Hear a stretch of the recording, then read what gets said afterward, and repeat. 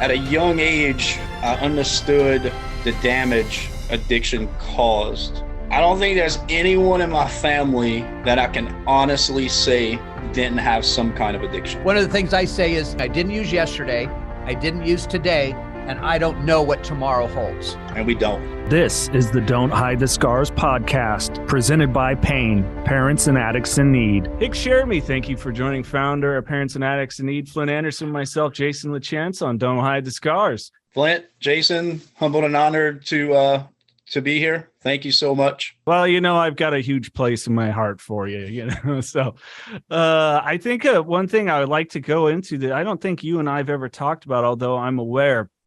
And Flindt, you see this a lot with folks that come through either for the Wednesday night meeting or just in general here at Pain, is that generational kind of addiction that flows through. And you're one of those people that much like myself, a stopper of that, breaking that pattern and then becoming a parent too and educating our kids on what this disease is.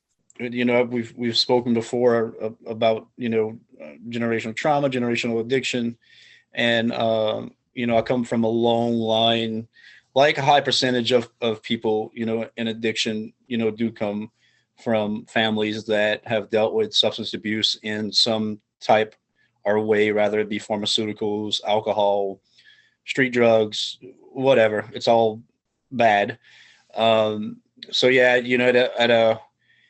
at a young age, I understood the damage addiction caused by experience with my grandparents, experience with my parents, both being under influence and using.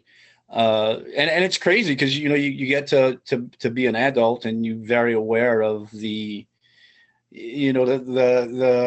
repercussions of that, spiritually, physically, and all around. And we still, have the temptation to use, and we use, and our lives pretty much become what we've observed and witnessed, which is, it's insanity. It's mind blowing. It's crazy, so at a young age, I witnessed that, with my family. And I never thought that I'd be the one I call it a curse. So I like to call it the curse, to break the curse. Thank God, who I choose to call my higher power, that I was able to do that. And I tried to the best of my ability to set an example for my children, who have been doing great so far.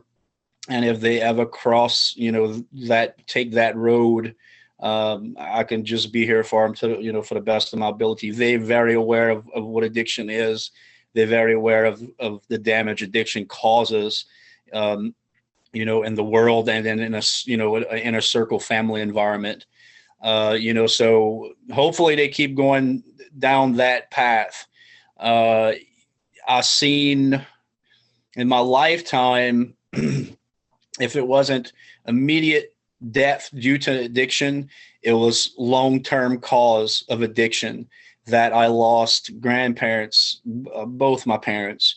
My dad, it was a couple years ago, and that was due through, medical issues he had from not taking care of himself and doing what he did to his body. My mother, 2012, from an overdose. I had an uncle who died of an overdose, both grandparents. I don't think there's anyone in my family that I can honestly say didn't have some kind of addiction. Mm-hmm. And when you start looking back on, I can go back to my grandfather, their parents, because back then, it was alcohol. That was the big thing of alcohol. And when you got kind of to my great grandparents, that was alcohol. When you got to my grandparents, you're looking at back 40s, 50s, where pharmaceuticals were a little bit, more easily accessible. Morphine was easily accessible and things like that, So I know when my grandfather got back from the war, opiate addiction was one of his big things. My dad also dealt with opiate addiction and both alcoholism and, not to pinpoint a certain chemical. It was just all about, what we thought, and I'm sure what they thought, feeling good. And numbing whatever they were trying to deal with on life, in life's terms. But I never thought that I would be the one, and knock on wood, so far, to break this curse, or at least, put a stop to it. I can't promise you that it may, never happen again with me. I got to take this a day at a time. I think Jason and I discussed this once. My daughter already asked me, she already told me, she said, I'm glad you'll never drink again. And it was one of the hardest things in the world, and they never really, they always go to drinking because I think it was easiest for them to stand beside, the opiates and the other drugs that I was addicted to. But she told me, she says, I'm so glad you never can drink again. And it broke my heart to tell her that's something that I can't promise. Right. You just can't. I mean, can either one of y'all say, you know what, I'm going to be sober for the rest of my life? No. We don't know that. We may, if we're not spiritually fit, if we're not doing what we're supposed to, if we're not staying out of self, if we're not providing some kind of service work, we can easily go off track. And then some traumatic happened to us, or, a rough patch of life hits us. And when we don't know, if we're not spiritually fit or we're not doing what we're supposed to do, we can easily, go back to that. So it was pretty hard to tell her that, and then have to break that down to her and explain to her that, what, this is not long term. And I don't remember if it was a text in our group text, or I mentioned to you guys, but like, when I'm on my deathbed and I know it's the end, I think that's when I'll be able to say, I got this. If I die sober. Right. And I believe that's the only time that we can say, you hear a lot of people with that attitude. I've got this. I've got this. I've got this. We never got this. Right. We never got this. Never. It's constant work. It's like working out, like me working out my acting muscle. It's constant work. It's something you have to constantly stay on. You got to be very aware of it. You got to be very aware of, people, places, things. You got to be very aware of what you allowing in your mind and your heart. You got to be very aware of what you're putting out there. So like, I don't believe we ever got this. And when I take my last breath and I'm sober, I think I'll be able to say, you know what, I got this. And it's true. We just don't. One of the things I say is, I didn't use today, or excuse me, I didn't use yesterday. I didn't use today, and I don't know what tomorrow holds. And we don't. And we don't. And for some reason, that makes it a little bit easier on family in particular. Outsiders, they can sort of understand that, but so. But the family makes it a little bit easier to understand. But what you said something, Hick, that kind of rang true with me. And that is, when I'm on my deathbed, but here's the thing. What worries me is that because I've had so many surgeries and the possibility that I might have to have more, I always have that frightened aspect to that pain medication thing, because that is my first love. No question about it. I love the feeling. I love everything about it. Loved it to the point to where it damn near destroyed me. But I have a plan. My wife and I have a plan. My kids and I have a plan. Everybody's got a plan, if that ever has to take place again. But I will say this, and I've told my family this. If I wind up, I'm 68, shit. But I told them this, if I ever wind up in the hospital with a life-ending disease, if it's cancer, whatever the case may be, and the doctor says you've got 6 months to live and this is going to be a painful project, load my ass up. Yeah, okay? and I agree, because it's about the quality of life, and if it's chronic and you're done, like I truly believe, like if I've ever get to the point of being in hospice, like, yes, please, do that to ease my, and it's a you think it's a thin line, but it's really not. Right. It's about our quality of life at that point, and not about our selfishness and Correct. Why we would be putting something like that in our body. I'll share something real quick with you. A couple of years ago, they found something in my blood and they thought it might've been leukemia, and I had to go in for a bone marrow biopsy. Oh. And it's basically they take this needle and they stick it right on your tailbone into your bone. Yeah. And when I went into the room, now, you know, doctors, right? I mean, I know you know doctors well. Yeah. I cannot like tell them enough times, look, and it's automatically when I go see a new doctor, it's right away. Look, I'm in recovery from opiates and this, I can't have anything mood altering at all, period. Right. And sure enough, when I got in there, they wanted to give me Valium. Yeah. They wanted to give me, I think it was morphine maybe, or Demerol. Yep. Mm-hmm. Okay. And I said, no. And they were like, well, you don't understand really how painful. I said, it could be no. And this doctor, man, he was persistent in me taking these narcotics. Yeah. And this nurse, and I'll never forget her, and I owe her probably for the rest of my life. Because in that moment, I'm like, and as disciplined spiritually that I am, right? Mm-hmm. And in my sobriety, in that moment, I'm like, well, it's a medical procedure, you know, in my head. It's a medical procedure. They know what they do. And then I had to think about it. I'm like, you know, F no, like my pain management doctor knew what he was doing. My other doctors I was getting shit from knew what we were doing. So this nurse, she put her hand on my arm and she said, don't do anything you don't want. Right. And when she said that, I'm like, you're right. She's like, don't, if this is something you truly believe in your heart, and I did, right, don't do anything you don't want. And I took that bone biopsy like a freaking man with just topical. Whoa. And it was the most intense, painful pressure that I've ever felt. But, you know, it just goes to show you, you know, when, and I know, you know, man, you know, when you get around these medical professions, we know what this business is about. We know what the pharmaceutical industry is about.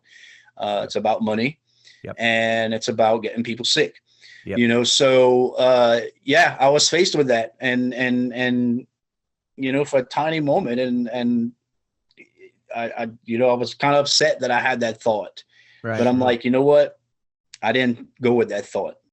New Perceptions North, the premier drug and alcohol treatment and recovery center in Central California. A full continuum of medically supervised top quality care with programs for detox and patient residential treatment with dual diagnosis, intensive outpatient treatment, sober living support groups, and more. New Perceptions North provides adult men and women with the highest caliber of professional health care, treating each client with compassion and respect. In a safe, comfortable environment to begin the process of recovery to proudly create and sustain a life without addiction. Call 559-978-1507 or visit newperceptionsnorth.com.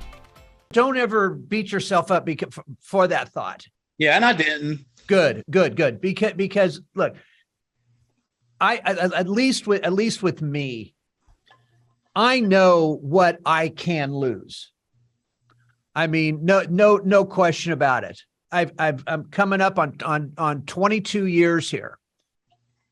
And so when I go in to have a procedure, this may sound weird to people, but whatever that procedure is, bone marrow, which I've never had, but I know the pain that causes, right? I've had things shoved up, you know where, and I'm not talking the back end, okay? I know what that pain level is. So there may be a time where I'm in a doctor, I'll say, no, I don't need that. Okay. I don't need that. But, oh, you're going to do that to me? Absolutely. I'm going to need that. And there's something about the brain, at least again with me, that I have never had an issue coming out of a medical procedure. Look, I had open heart surgery twice. They're not going to give me a damn aspirin. Okay. Right. I mean, this is cutting your chest open and breaking your ribs and everything else in there. So aspirin ain't going to work. But again, as long as and again, everybody's different. But for me, I just kind of know where that pain level is on what I can take and what I can't. And when that's over, it's over. I've never had the obsession or the compulsion to use afterwards. You know, plus I know what's on the table. I know what can be taken away from me in the drop of a hat. Now, early in recovery, it may be different. Yeah, that's what I was about to say. I mean, you know where you are in your recovery. You know that you're spiritually fit, or whatever you may be doing to stay sober. So you have 20 something years. I mean, that's and you, like you said, you know what you can lose. Yeah, in early recovery, I think in that moment of time, I might have said yes. Sure. I might have said yes, and I'm pretty sure I'd have been fine after I would have done it, because I'd have kind of woke up from it, and I don't think I would have assessed it with a feeling or anything, because just the being as spiritually fit as I was, but I was like, I don't want to. If I could take the pain, I'll take the pain. Sure. So Sure. I haven't reached where you are yet. I haven't reached to where like I may be in a situation to where knowing that pain level yet. And hopefully that don't come. I'm going to be 45 in May, and that don't come for a long time. And I continue to stay healthy, but I think that, preference, we know what our, after I think a long term, long point of sobriety, I think that we're very aware of what kind of situations we can put ourselves in. Absolutely. And Jason knows this, I've got a TV going all the time in my office. I just do. I got to have noise. I just got to have it going. And this is so not weird, but kind of that we're talking about this, because I had something going on in my office before I walked in here, and it was showing the scene of a guy waking up from a surgery, with that groggy look on his face. And I'll tell you something, there is not, to me now, I can't stand that feeling. There is something about waking up from that surgery and you've got all those drugs inside of you, and I just want to vomit when I even see it on television. I told my wife one time, I said, seriously, dear, I said, if I have to have another surgery, I may just end. I'm teasing, but I just may want to end it all, because I don't want to go through that. Yeah, I don't want to go through that feeling of, oh God, I mean, it's sick. But aren't those reminders sometimes? Yeah. You warned me of this, and Hick, we talked about this, the lucid dreams where you wake up and you're like, oh my God, in your dream you were using. Yep. But for me, like, I binge watched that show Euphoria. Oh, talk about fucked up. But as like a storyteller I'm not Hick good actor, but did some acting. Is like, I have to see this show. And it was like, oh my God, there were so many moments in it where I had that feeling again of just discomfort. And at first I'm like, I can't watch this show. And I went, no, I'm thankful, because it's a good reminder of how it could go. They're all brilliant performers at their craft, because what they've done in that series is absolutely amazing, especially those scenes that are really tough to watch. But I always looked at it as number one, a healthy fear, right, and a healthy uncomfortableness, right, because it is a reminder, and it's something, like you just you reminded me of something, actually, is that when you said you wake up and you groggy and you I think that's I think you not wanting to feel like that is very healthy. Absolutely. I mean, it's a very healthy fear to have. One of my big healthy fears I have is not being able to be in control of my own thoughts and actions. Yeah. Which makes me very afraid of wanting to put anything in this vessel of mine that may change, and that may be mood altering to me. Right. So I think once we reach that point to where we have that healthy fear, it's not like way in the beginning of sobriety where we having those dreams and we wake up and then we're terrified somebody was forcing some upon us, or we were doing this and we're doing that, and we wake up. I've dreamt it, woke up in a dream, relieved, and then realized I was doing it, and then woke up in real life and in early sobriety, and I was like, I mean, breathing. Oh, that's heavy. like heart attack stuff right there. Yeah, man. Because I think we work so hard to get to where we are. Yeah. But it soon becomes, I think, a healthy fear, and just I haven't had a using dream. I can't even remember when. I know. I just made 8 years in December, and I can't remember the last time. My girlfriend's coming up on 2 years, and when I was on Jason's show, we kind of discussed it. She has had dreams early on about it, and it was nice for Jason to share when we were discussing it with her, because she was actually in the room, because she's my partner, and I could say, oh yeah, I had that at the beginning of sobriety, and Yeah. to hear like someone else talk about it, I felt really good that she was able to hear that, and that, it's a normal thing for people like us. Right. And that, so thank you for that, Jason, again. Of course. You know what, Hick, here's another thing to maybe you might want to dive into a little bit and look towards. I'm going to tell you one little story first, but one is have you ever seen the movie The Basketball Diaries? Yes. Okay. Those scenes where Leonardo DiCaprio is going through withdrawals. Yes. And he's in that front yard in the snow, and he's basically shit himself, and he's passed out, and then he's in that room. The reason why I bring that up, is that is what's called a picture reminder for myself. We as humans can think faster in pictures than we can verbally. If somebody's talking to us, we, and trying to understand, we can think faster if we're actually looking at a picture. So I have several pictures in my head almost all the time. Whenever the thought, the act, the going to the doctor comes up, and I have two pictures, one of each son. And and those pictures of my two boys are the looks on their faces when they asked me years back if I were using, and I said no, and I was lying to them. And then the looks on their faces, they knew I was lying to them. To me, that is a very, very powerful image. So every time even though I know I'm not going to get something from the doctor, because all my doctors know too. Hell, I mean, I do what I do. Everybody knows, right? But those pictures are front and foremost in my head when I'm walking in there. And that is just a very, very good reminder that I dare not go back to where I was. Yeah. Yeah. Who wants to go back to cold sweats and cold shakes and diarrhea and vomiting and needing a chemical to wake up in the morning to shave or to eat or to not have to use the bathroom on yourself. Right. How sad were we and sick, and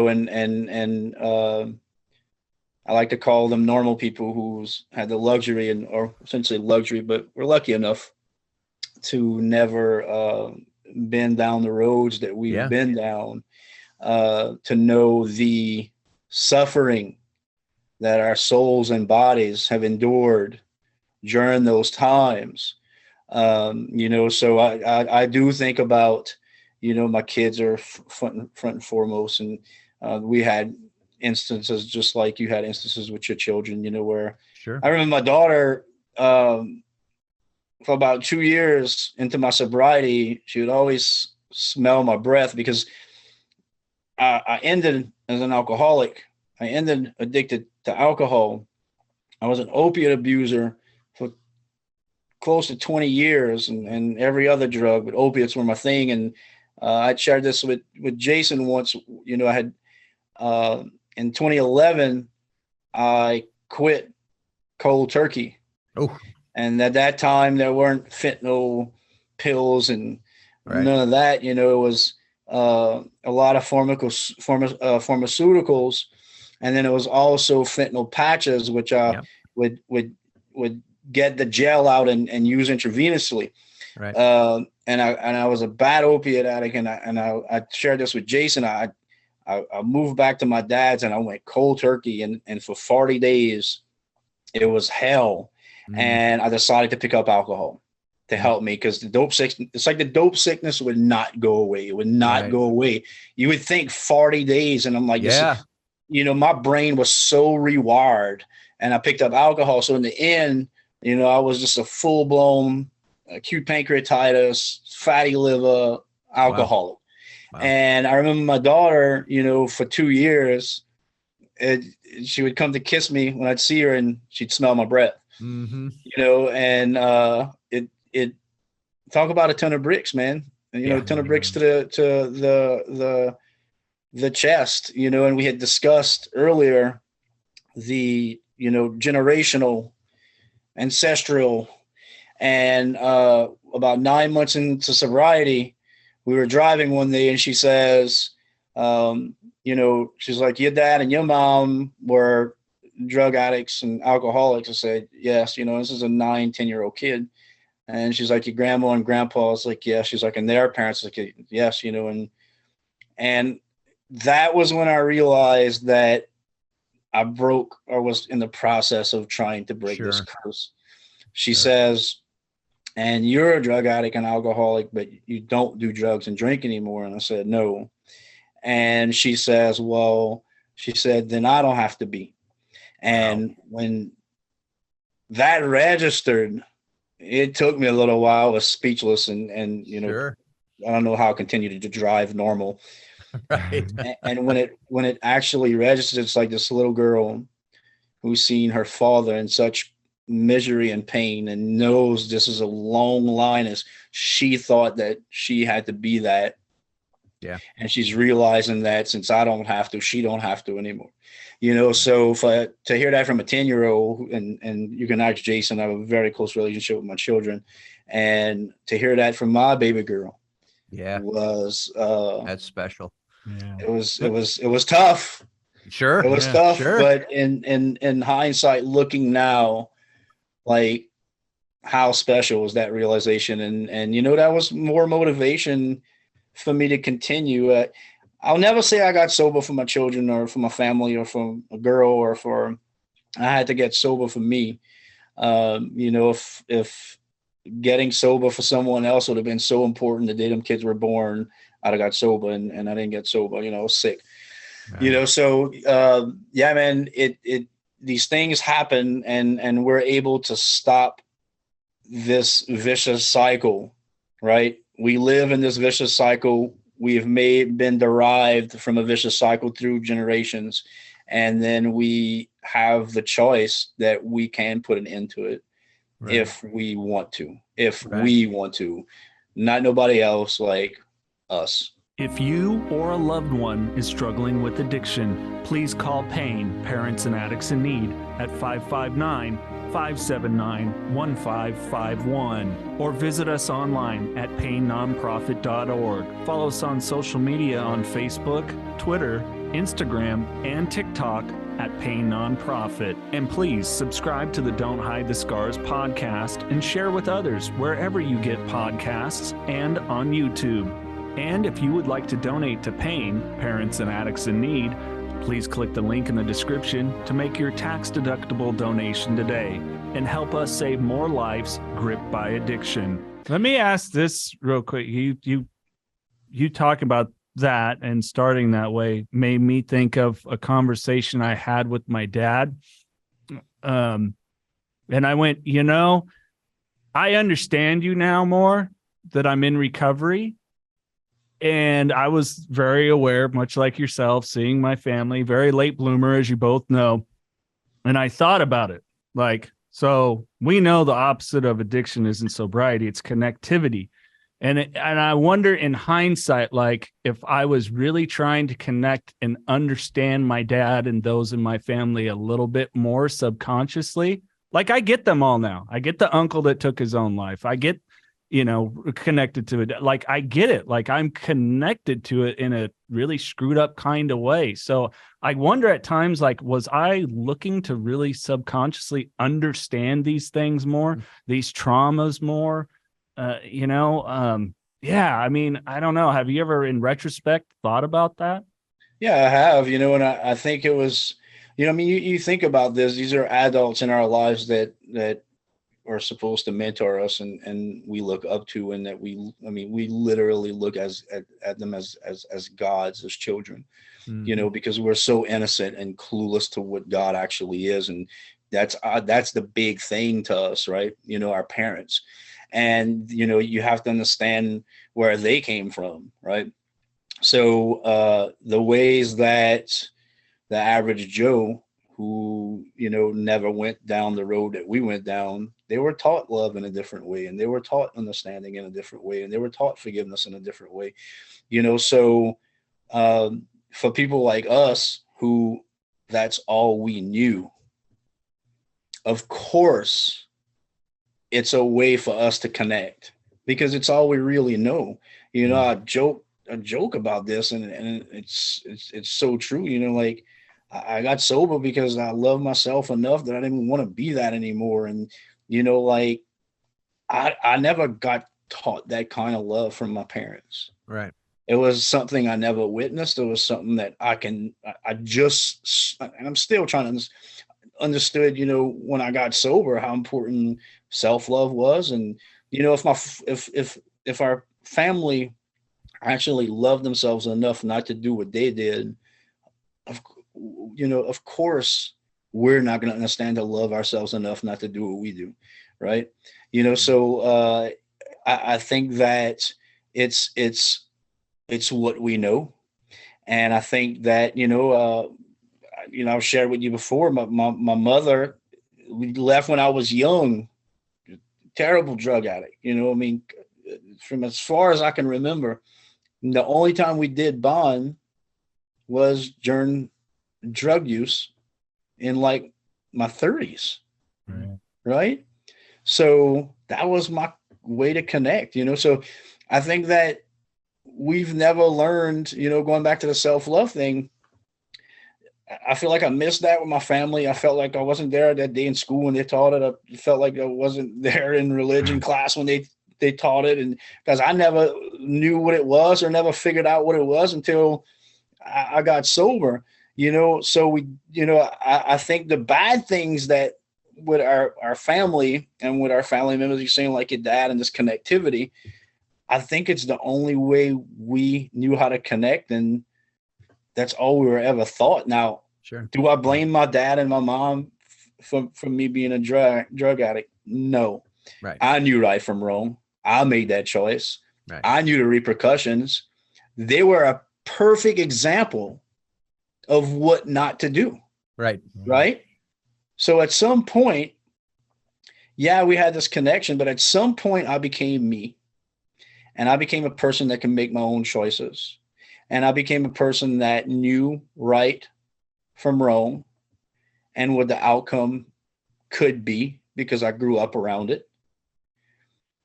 And I still made that choice. Right. Now, why did I make that choice? Probably because I had no understanding of what normalcy, any kind of normalcy was. I didn't know how to cope. I didn't know how to love, self-love. I didn't know how to forgive myself, forgive others. I didn't know what compassion was. I didn't know what staying out of self was. You know, so we not taught them things. Every day I thank God for my sobriety, right? Or whatever you're high up. I'm sure you're both grateful for being sober right now. You bet. Yeah.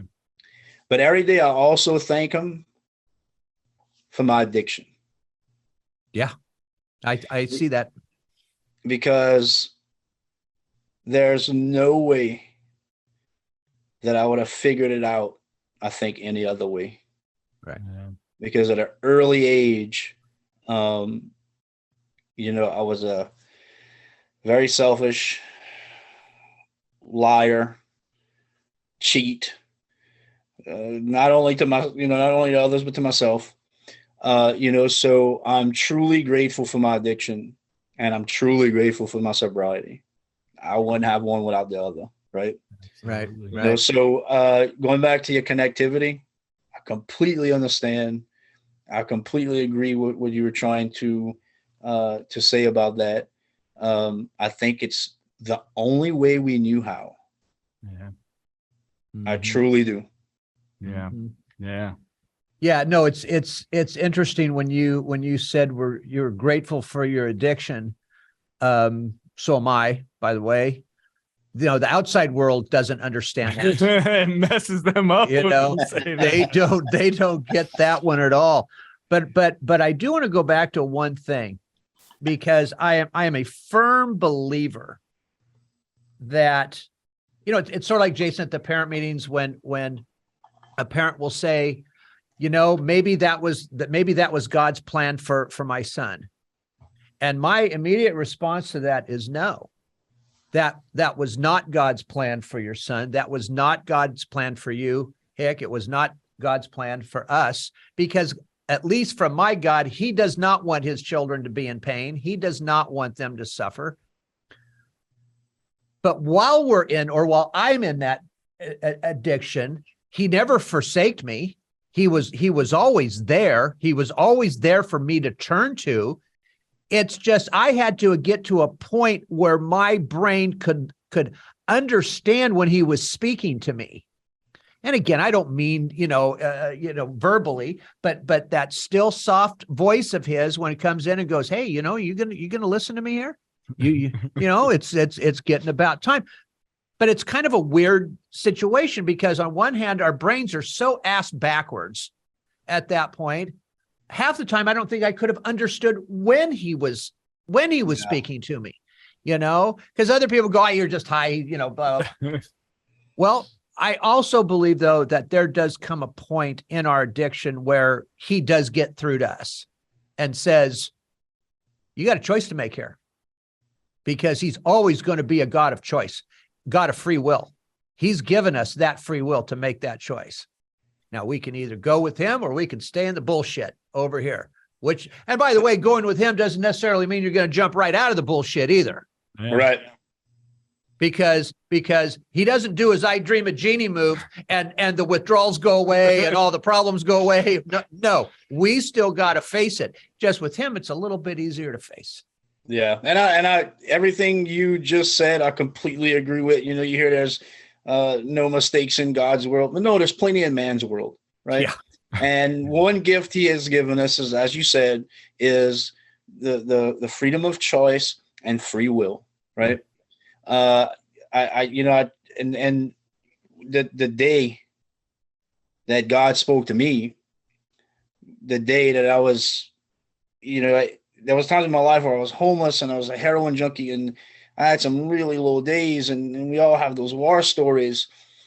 But I was sitting on a Monday morning in my garage drinking vodka, and it was like right before Christmas, and I went inside, and I never felt so alone in my life.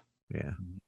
Not when I was sleeping on benches, eating off the street, whatever. At that moment, I had never felt so alone. And this is when it all happened. I remember it was close to Christmas. There was Christmas presents. The kids were coming, and I was like, I can't do this anymore. Like, right. I didn't realize right there that I had completely surrendered. And I remember getting on my knees and crying and sure. Basically saying that, do what you need to do with me. Because I give up. I'm not trying to fix me no more. I'm not trying to figure things out no more. I'm not trying to control this anymore. Like, do what you feel. And I cried, and I just cried. And I just remember crying so much. Now, of course, the consideration I was highly intoxicated. Sure. And in that moment, still, this guy, right? The old Hick is there. Well, Christmas is coming. Yeah. I start bargaining, right? Yeah.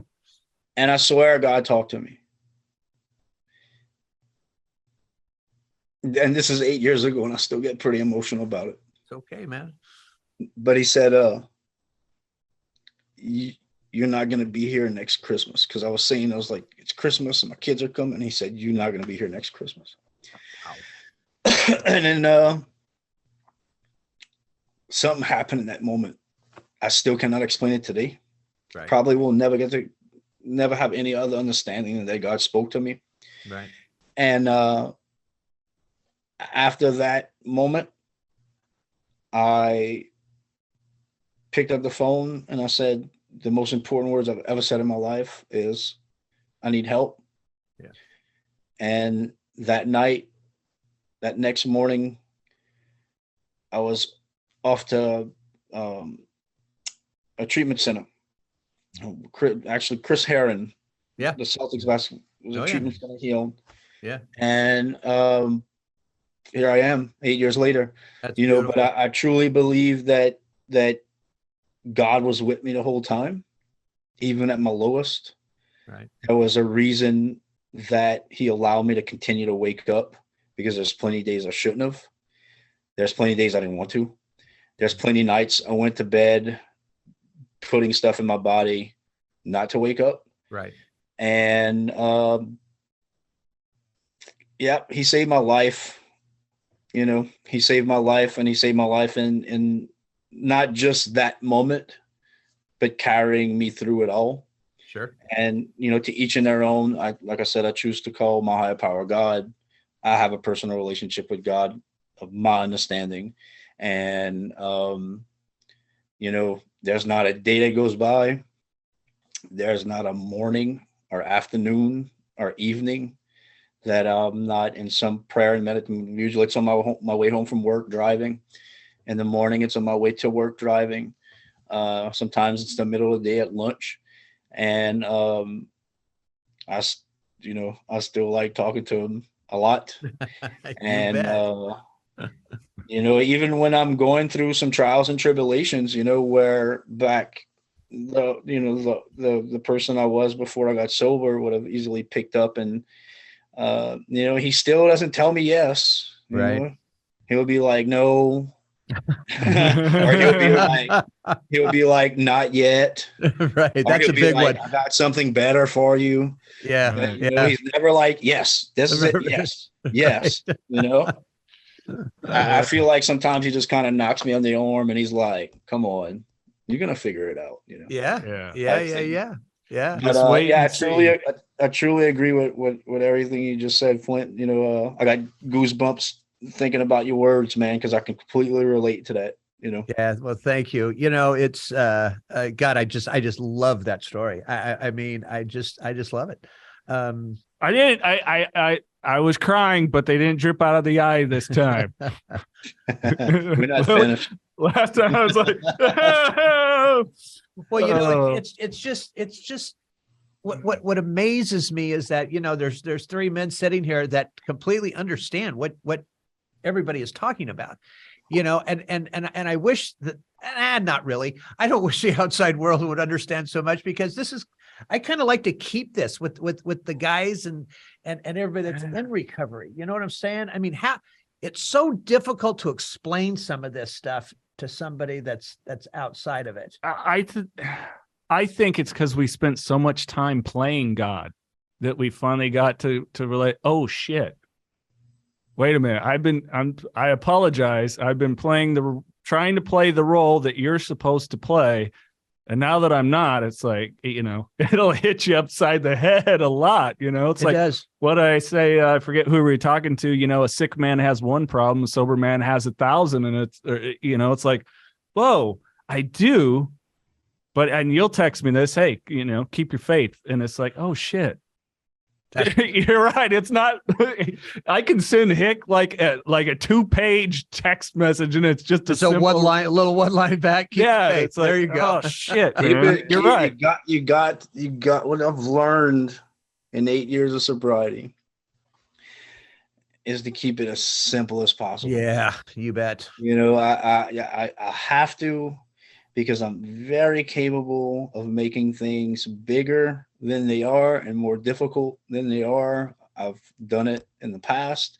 It's most of the times that I got fucked up was because I took a situation and turned it into this grandiose thing, you know. But it's when you look at it, it's really simple. All right. Stay spiritually fit to the best of your ability. Use those tools daily to the best of your ability. Stay out of self, treat others with love and compassion, and trust the fucking process. Right? That's it. And that's all you can do, man. I'm going to add one more. I'm going to add one more to that, Hick. That's tell the fucking truth. Tell the truth. Right. Yeah. Just tell the truth. Hey, look, and not just to other people. That's right. Hey, be honest with yourself. That's right. I got a question to ask you, and this is just coming right out of left field. Do you think there's a difference? I look at different parts of the country when it comes to addiction, and is there a different lifestyle, let's say, do you think in the South than there is in the West, or that there is up north, or there is back east? I mean, because I see, because of what I do, I see different areas of the country and how people are even talking about sobriety. It all comes kind of back down to the same thing. But I look at people's upbringings, and it always seems like there's, in one part of the country, it might have been alcohol. Another part of the country, it might have been the prescription drug thing. And the reason why I'm bringing that up is because, the prescription drug thing started so it was all over the country.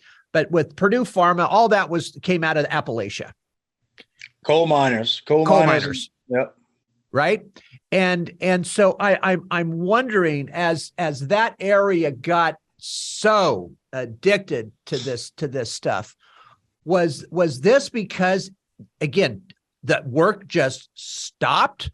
Did they have generations of addicts and alcoholics in their families? I'm just interested. I mean, because nobody's ever given me that explanation. Well, I think that, like when you talk about, let's say we are talking about the Appalachian, area, the Appalachian, you're looking at Virginia, West Virginia, North Carolina, and basically the Appalachian Thruway. Correct. You have a generation there, and I actually got to spend 5 years in Asheville, North Carolina. So I learned a lot about, the history up there, and I'm a big bluegrass fan, and right. A lot of moonshiners up there. So, it all started with alcohol, right? Yeah. We all knew that was probably, besides medicinal plants, that was probably the beginning of how we treated ailments, which could have been legitimate ones, or just we wanted to suppress shit and numb ourselves. Sure. So if you're looking at that part of the country, I truly believe it started out with moonshine and alcohol, and then the old saying, they found an easy and easy and softer way. Yeah. Oxycontin was invented they were actually given to these coal miners who right. They were targeted.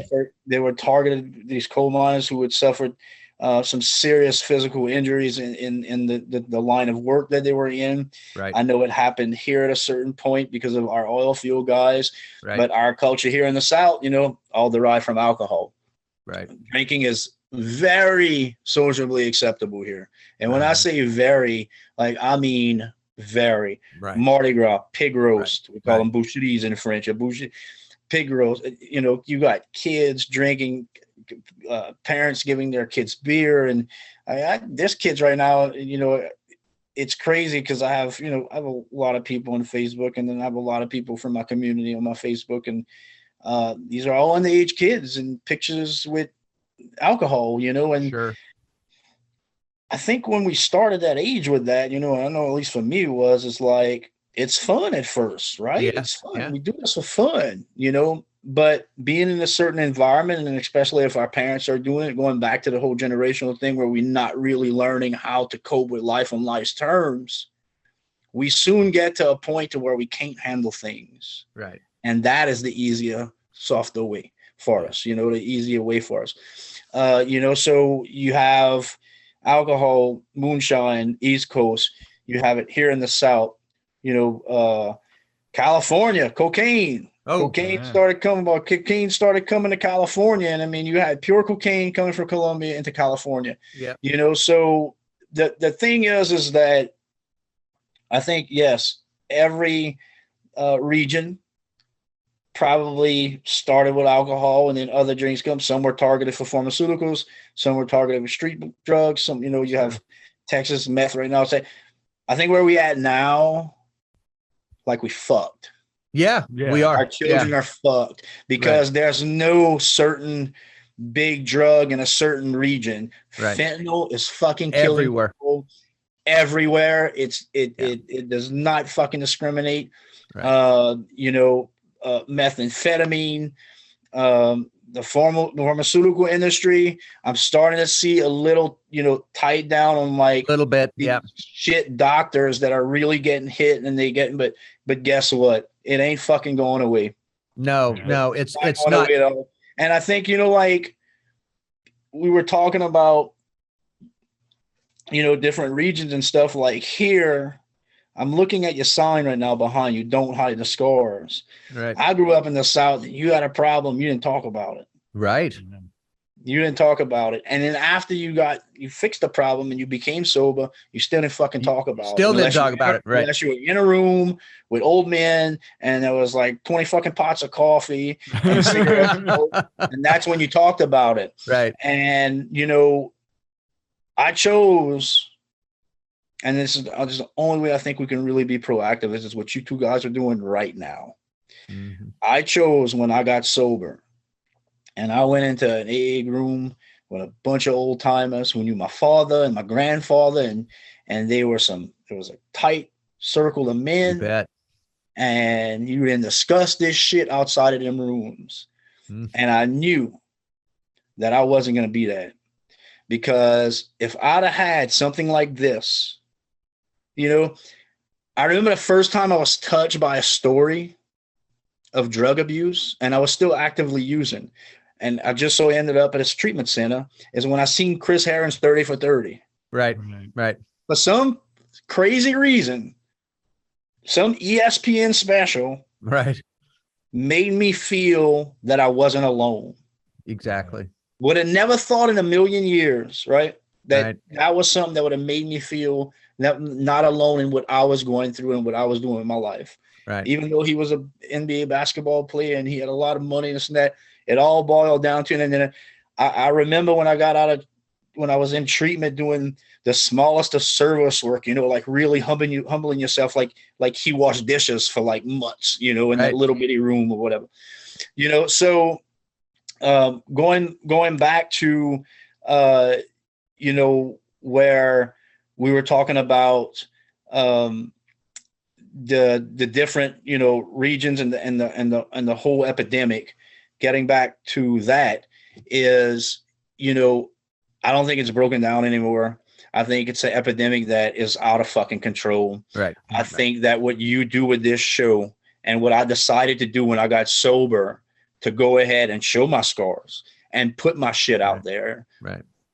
Humbly put it out there, but put it out there and be very open about who I was, what I did. I'm not knocking the privacy of the rooms of Alcoholics Anonymous. I got you. Alcoholics Anonymous with God saved my life. Right. 90 meetings in 90 days. Nope. Right. I did more than that. I'm an addict. Right. I was going constantly. But I feel the only way to be proactive is to get our stories outside of those rooms. Sure. Because if we can touch someone and they can, and it may help, it may not help, but I knew from day one that this is something I was going to hide, because in sobriety, we are supposed to be honest about who we are. Right. And we are supposed to be honest about where we come from. Right. And it will not help anyone if I'm doing it inside a room, because some people are intimidated by those rooms. They are. Yeah. Some people never make it to those rooms. That's right. Because of the tight group, it's old tradition. Old tradition. So the don't hide the scars thing, minds were very open way in the beginning, and they will continue to be open. I will speak freely to anyone about my addiction, what I went through, right? The shitty parts, the good parts of sobriety, all of it, open book. Right. And I cannot tell you in the past, I don't know how many years since I've gotten sober, since I was able to share this, that people have came to me. I don't want to give numbers, but a lot of people got sober because of what I was open with, what I was open about. Of course, like, that's what it's all about. Years of sobriety, because they called me up one day. They were too afraid to go into those rooms. They were too afraid. And, they went and they found their own way, and they found their own step program, whatever, be Celebrate Recovery, Alcoholics Anonymous. I'm all about whatever works for you, man. If you're a good human being and you sober, you're truly sober, like, more power to you. But it's amazing the people that have come into my life and who are living a substance-free life, a life that's manageable, and they're just good fucking human beings. Right. Because I decided to say something. Right. Exactly. And you said something really important right there. You said completely sober. Okay. Nobody, Hick, we have this discussion around here all the time. The talk about abstinence, you don't even hear it that much out in the world anymore. It's all about harm reduction. It's about keeping somebody on something, okay, to take that easier, softer way. Well, let me tell you something. When, and one of the reasons why I asked about the regions is that, when it wasn't the Chinese that created the heroin problem, it was Britain that created the heroin problem. And so when China, they fight, this is what's so, I don't even know what you call it, but it's so weird about this whole thing, because back in the 1800s, whatever it was, when China finally said enough of this shit, okay, China literally, I mean, I don't know if this is good, bad, or what. They solved their heroin problem. They locked everybody's ass up. This is back in the 1800s, okay? Now you come full circle again, and now the fentanyl's coming from China, which I find just almost mythical. But they ain't got a problem there. But they don't have a problem there. And I'm not saying we lock everybody's ass up. That's not what I'm saying. But look, it's gonna, in my opinion, it's gonna come down to a couple of things. It's gonna come down to people like us, yes, telling our stories. But you know something, Hick? It's also going to take, like we said in the earlier podcast, you guys taking this thing and running with it, telling the truth, not being afraid to take some shots back, okay, from those that don't agree with you. Because, brother, if we don't stay on this abstinence train, we're never going to see people get truly sober. I have to push the abstinence thing. That's the only way that this thing is going to work. And on the other side of that coin, and now I'm on my soapbox for just 10 seconds. Go ahead. I'm not. Okay. I wasn't putting the brakes on you. If we don't start aggressively coming after Mexico and China on this thing, they are going to run us literally into our caskets. Yeah, they're going to wipe out our population. They're already. Do you know that I work with DEA here. There's less than 5,000 DEA agents worldwide that are working on the fentanyl epidemic. That's a fact. That is an absolute fact. First of all, that's about as sick as I can hear something. Drop in the bucket. It's a drop in the bucket. 5,000 agents in the world. Are you kidding me? That's the truth. That's coming from a DEA agent. Okay. But again, if we don't start doing something here, again, protecting our borders, people can't tell. People in this industry, though, Hick, they've sat right here on this show and said, "Oh, it's a waste of time. It's a waste of time and resources and money to go after the cartels. It's a waste of time and money to go after China." No, it's not. We have to show some force somehow to stop this thing, because that's what they're driving us to. I don't know. What's your take on that? I do agree with you. But I'm one man, and I try not to get too involved in I get it. Big, complicated things like that. But I do agree with you. There's things that are being allowed that shouldn't be allowed. Yeah. By people who are bigger than all of us. Yeah. And have more money than all of us. I would truly believe that there are powers that be in this country that are profiting and that are allowing this to happen because they are profiting, rather it be financially or rather it be through internationally, financed, plans. But I do truly believe that there's something big behind it, that unfortunately is, out of people like you and Jason and I's control. Sure. Which I'm not saying we have to accept that. I'm saying that, as far as for me is, I'm doing what I can do on the level that I can do it at. Yeah.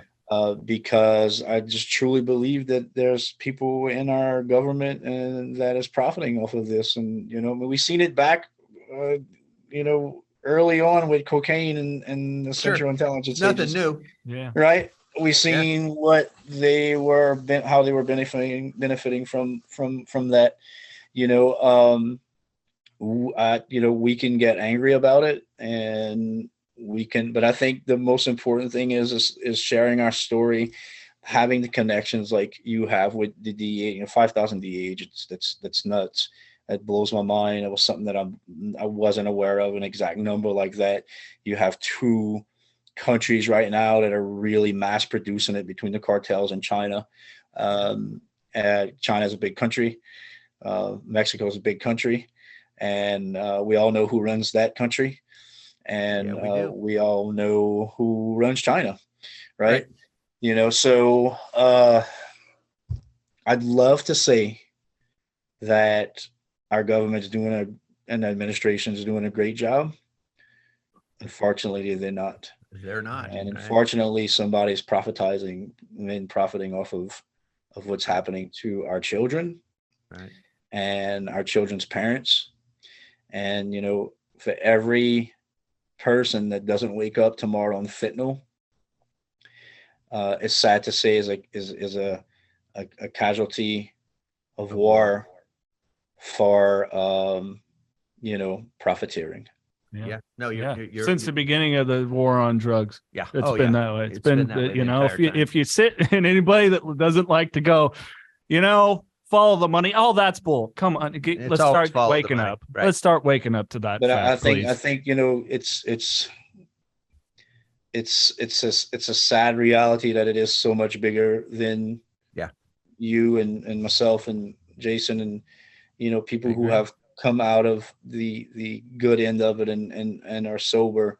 So I think it's the same as religion, we can only practice, compassion and love towards one another to the best of our ability. We can't do it in the number of thousands right now. Somebody may come up with a really good solution once we can get these crooked motherfuckers out of the seat that they sit in. Yeah. Unfortunately, we come from a long line in this country of crooked motherfuckers. Yeah, we do. Who always gets a chair, right? And who lies to our people and right. I don't like to get too big into politics, but I love my country. Yep. I love my country very, very much. I've gave a lot of sweat and blood and tears for my country. But it's in a sad state. Yeah, it is. Yeah, it is. I agree. Yeah. Mentally, emotionally, spiritually. All of it. All around. Yeah. Let's talk some fun stuff. We got to at least talk like 5 minutes of acting because you are busting your ass out there and I'm proud of you. That's cool. Thank you, man. Thank you. I've been truly blessed with some really good opportunities, look for me in the Super Bowl. I did a commercial for the He Gets Us campaign. Nice. I don't know if you guys are aware of the He Gets Us campaign. It's if you go look up He Gets Us on YouTube, it's a campaign where they are trying to simplify what Jesus was about. $100 million campaign. They bought 2 ads for the Super Bowl. I was lucky enough to get casted from a live audition as a lead in it. So I'll be in a commercial in the Super Bowl. But yeah, man, I've just been staying busy with auditions. I was just in the AMC TV series, a co-star role in Anne Rice's Mayfair Witches, and we had Emancipation. I've been doing a lot of commercial work. And now since the beginning of the year, I've been pretty blessed because right now the industry's really slow, and I'm talking to a lot of other actors who are maybe had 0 or 1 audition since January 1st. And I believe I'm like on my 13, 14 audition. So, just got to keep chipping away at it. I honestly wouldn't have the opportunities that I have without God and my sobriety. And I'm pretty honest. Sure. I'm pretty honest about that. And I think probably, because of my sobriety, I'm able to have the thick skin that you need in this industry. And then going back to, I always leave it in the man upstairs' hands, and it's like I said, never a yes. Never a yes. It's never a yes. If there's something's meant for me, it's meant for me. And you have a lot of actors who take that shit hard, man. And I do an audition and I walk away from it. And if I hear something back, I hear something back. If I don't, then you know what? I'm gonna do what I gotta do for the next audition. And you have a lot of people who struggle with that, but I figured out real quick. I'm a hard ass. You can ask Jason because we're in a group text. I'm a hard ass when it comes to sobriety. I'm also a hard ass when it comes to that kind of shit too. It's out of our control. Like, it is. Yeah, I've got a son that's an actor in LA, and he's been there he went to school for it in New York, and he moved out to LA. I don't know. Gosh, time flies, but maybe 10 years ago. And he's the same way. I mean, he's gotten some commercials. He was actually out in your neck of the, but it was in Georgia, I think. Commonplace for production. Yeah. He was doing something. What was the I don't know. It doesn't even matter. But no, he's got your attitude as well. If you get the role, you get the role. He figured out real quick. Because he also likes the production side of it. He likes directing. He likes all of that. He says, Dad, he goes, listen, I'm never going to be Brad Pitt. Those guys are 1 in a million. It's lucky. So I better have a job that actually pays. I go, yeah, no shit. Cause I'm running out of money and I'm tired of sending you money. So. I got to share the only audition that pissed me off that I didn't get. And here I was at the time, completely broke before I got sober, going to San Francisco all the time, 2 hours each way in a totally piece of shit car. I auditioned for Just for Men, which I will let people know now. Yes, this beard, I color it. Otherwise, I get a huge gray streak just in one spot, and I can't have a lack of symmetry. No. I walk in there for a Just for Men commercial, and the guy goes, wow, your beard and hair are really colored up. And I use Just for Men, and I do the shots. I did not get a call back. I'm like, really? I use your damn products. I was the perfect person for that. Other than that, you never know. I mean, my son actually, Juilliard invited him out for an audition, which was pretty cool. And he didn't get in, but Juilliard takes only like 25 people a year or some crazy number, and it's like he said, he goes, that was an honor just to get asked to go there. Definitely. And, like I was thinking about opportunity, any audition is a win. You bet. Yeah. Bet. I mean, the reality of it is 11%, and there's millions of them, 11% of actors are actually working actors. Absolutely. That's right. 11%. That's right. That includes Tom Cruise. Well, right. I'm talking about 11% are working actors. The ones that are all in the guild or whatever. I mean, that's what it is. It's all, yeah. And I'm like, I'm SAG eligible, but like, I don't need to be in the guild. Like, why the fuck I got to pay union dues right now when I could still work for a SAG rate? I mean, that's all I do is work for SAG rates, and I still make the same amount of money. I'm not going to count on the union for insurance, because I'm not going to make 28 grand a year on film, you know, on SAG rates. So like, I'm good with my oil field insurance. I got great insurance, and I got a great job, and I got a company vehicle, and I got a company phone, and you know, like, so why not? I can act and work the oil field. I get the best of both worlds. Absolutely. You know, but only 11% of actors are actually working. You know, working, that they make an actual living annually off of just acting. Right. I know, and I accepted a long time ago. I had an acting coach. He's like, if you don't shave your beard, he's like, you're never gonna book anything. Well, guess what? I shaved my beard. I stuck to my guns, because I started growing this beard when I got sober 8 years ago. It's been long, it's been short, but I've never shaved at all. Right. 8 years now. And you know, I knew from the beginning I'm gonna be a character actor. Yeah. I'm only fit for certain roles. I'm not the clean cut guy. I'm covered in tattoos. That's just who I am. I accept who I am. I accept the opportunity that I get for who I am. And you got to keep fucking rolling, man, and chipping away at it. Oh, and that's stay it. happy. Right. You'll stay happy if you can accept that, you know. When my son comes home, we never know what he's going to look like, you know, because there's times when he's had a beard like yours and he's had his hair. He looks like he stepped out of a Viking movie, you know, and then there's other times he's actually had a mohawk. Right. And it goes, well, I had this part. I go, good, thanks for telling us, you know, I mean, kids, what are you going to do? That's a crazy industry, man. It is. It's you got to be a special breed of person. Yeah. To be in that industry. You do. It'll break you, or it'll make you, or you'll just stay copacetic with it. I'm at the copacetic moment. You know, I'm comfortable with what's going on. My agent's happy. I'm happy.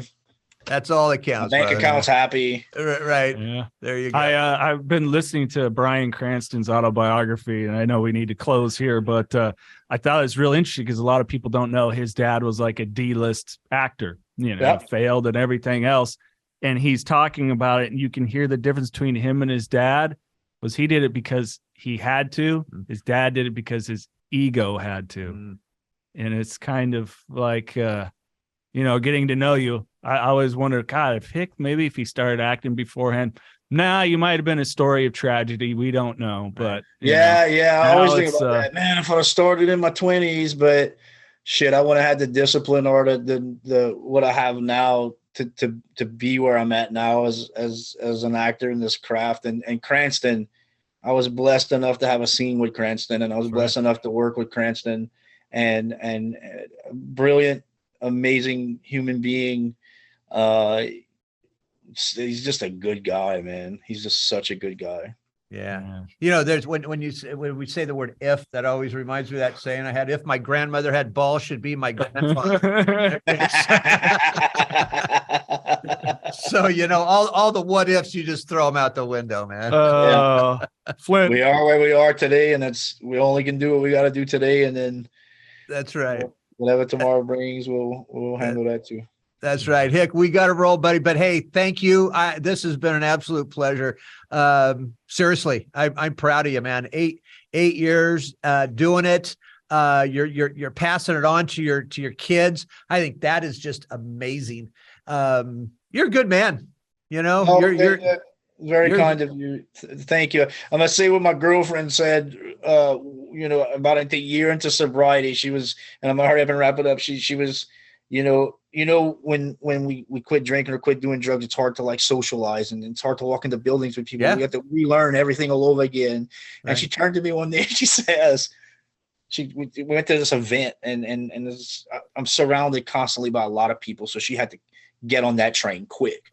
Right. And she turned to me and she says, "Look at me raw dogging life." I was like, holy shit, I think that's all we ever do in sobriety. You know, if we're truly sober, no mood altering chemicals, no weed, no nothing. I'm talking about clean and sober, truly clean and sober. Zero, absolute.